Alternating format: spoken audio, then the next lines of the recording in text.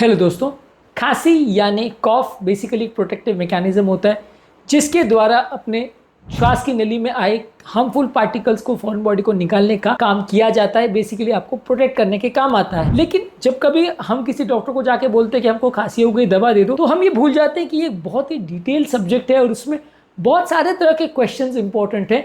तो आज हम बात करेंगे डिटेल हिस्ट्री में क्या क्या पॉइंट्स हमें पता होने चाहिए जब कभी भी हम खांसी की बात कर रहे हैं। ये अलग अलग पॉइंट्स के बारे में जानने से हम खांसी की बीमारी के तह तक पहुंच सकेंगे और उसके हिसाब से इलाज करना अक्सर ईजी होगा।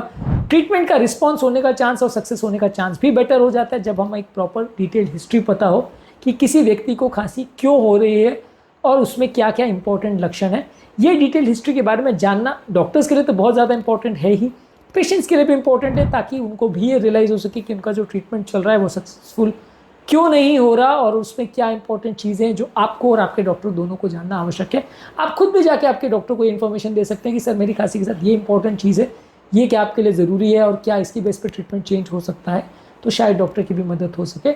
आज के टॉपिक में हम बात करेंगे खांसी के पेशेंट के लिए क्या हिस्ट्री में पॉइंट्स लेने की आवश्यकता है, क्या क्या चीज़ें पूछने की आवश्यकता है और ये क्यों रेलिवेंट है।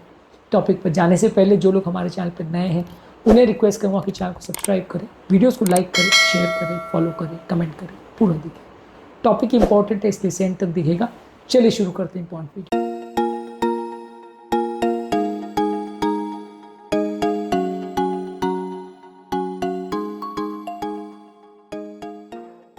सबसे पहले आप पेशेंट का डेमोग्राफिक हिस्ट्री लेते हैं। सबसे पहले एज इंपॉर्टेंट है।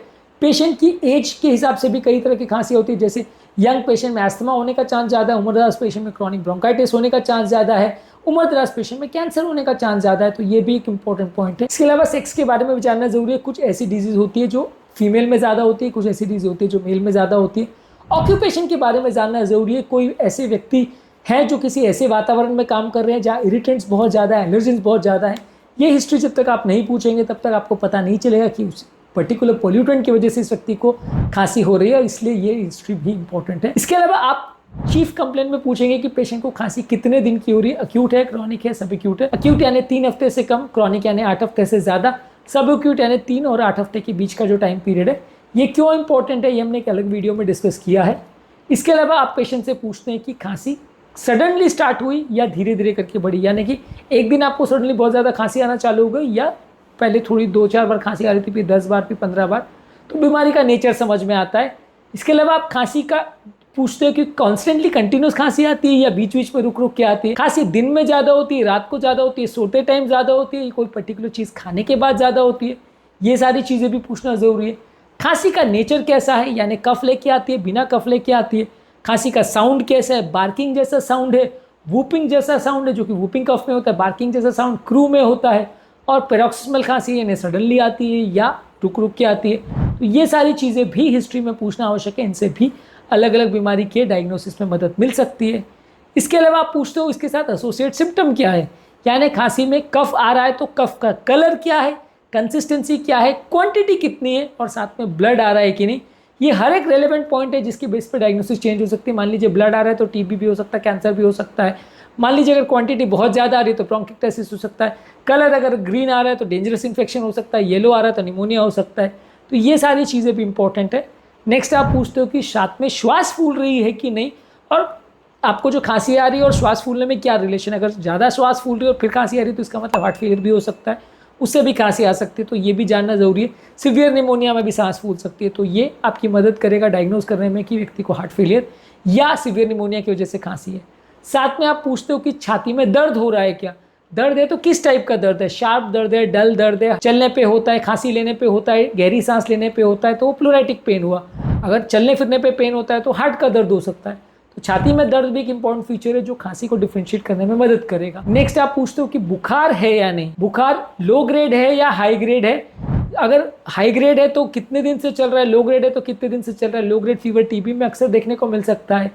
इसके अलावा बुखार के साथ ठंड लग रही है कि नहीं, रात को पसीना आ रहा है कि नहीं, ये भी इंपॉर्टेंट फीचर है जो जानने में मदद करेंगे कि व्यक्ति को जो खांसी है उसके साथ कैसे तरह का इन्फेक्शन एसोसिएटेड हो सकता है। नेक्स्ट आप पूछोगे साथ में वेट लॉस हो रहा है कि नहीं, वेट लॉस हो रहा है तो कितना हो रहा है, कितने पीरियड में कितना वजन कम हुआ व्यक्ति का।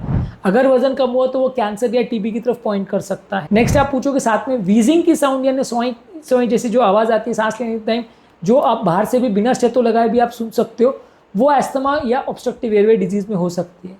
नेक्स्ट आप पूछते हो कि पेशेंट को गैस्ट्रोएसोफेजियल रिफ्लक्स या खट्टी डकारे आने का प्रॉब्लम तो नहीं है कि उसके साथ भी खांसी हो सकती है। इसके अलावा किसी व्यक्ति को अगर म्यूकस नाक से आने की हिस्ट्री है तो वैसे व्यक्ति को पोस्ट नेजल ड्रिप की वजह से भी खांसी आ सकती है, तो ये भी पूछना जरूरी है। इसके अलावा पेशेंट की पास मेडिकल हिस्ट्री पूछते हैं कि उसको कोई पुरानी अस्थमा की, ऑब्स्ट्रक्टिव एयरवे डिजीज की, सीओपीडी की, टीबी की हिस्ट्री तो नहीं है, कोई एलर्जी की हिस्ट्री तो नहीं है, एलर्जिक राइनाइटिस या ब्रोंकाइटिस तो नहीं है, वो इम्यूनोसप्रेस तो नहीं है जैसे HIV या स्टीरॉइड्स वगैरह की यूज़ की हिस्ट्री तो नहीं है जो उसकी इम्यूनिटी को कॉम्प्रोमाइज़ कर रहा है, जिससे भी खांसी हो सकती है और उसमें खांसी के कारण अलग हो सकते हैं। क्रॉनिक डिजीज जैसे डायबिटीज़ और कार्डियोवैस्कुलर डिजीज में भी इम्यूनिटी कम हो सकती है और ऐसे व्यक्ति को भी खांसी हो सकती है। नेक्स्ट आप पेशेंट की फैमिली हिस्ट्री पूछते हो कि फैमिली हिस्ट्री में किसी को अस्थमा या ऑब्स्ट्रक्टिव एयरवे डिजीज या सिस्टिक ब्रोंकाइटिस या इस तरह की कोई बीमारी तो नहीं है। आप फैमिली की एलर्जी हिस्ट्री भी लेते हो कि फैमिली में किसी को कोई एलर्जी हिस्ट्री तो नहीं है। नेक्स्ट आप एक सोशल हिस्ट्री लेते हो कि स्मोकिंग कर रहा है क्या, स्मोकिंग कर रहा है तो कितनी स्मोकिंग कर रहा है, कितनी ज़्यादा पैक्स पी रहा है, कितने साल से पी रहा है, तो स्मोकर रिलेटेड कॉफ है कि नहीं वो आपको समझ में आ जाएगा।